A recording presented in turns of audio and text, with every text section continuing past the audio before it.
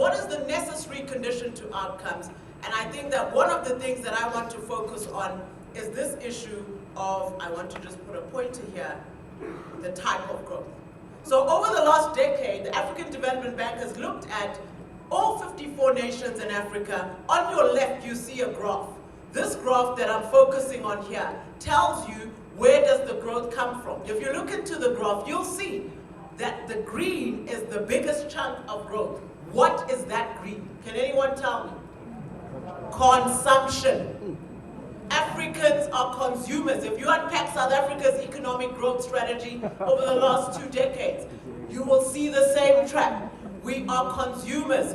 If you look at where the other growth areas, gross investments, which is the foreign direct investment, private sector investment, all the others, it follows closely. Depending on the year, it can be larger than net exports, but it is not the highest. By far, consumption is the lead driver of growth in Africa as well as South Africa. We also see government expenditure as well as your trade, which is this maroon. Note the trade. In some years, we have very small percentages of trade. Trade only matters when you sell more than you bring in.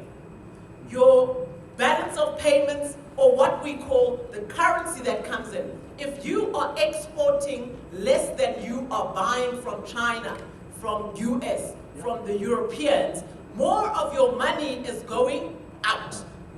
So it is then you have a deficit, a trade deficit. And we see in some years the continent, not just South Africa, but the continent is unable, with all of its policies and growth relationships with the AGOA, the Chinese, is unable to sell more than it actually buys.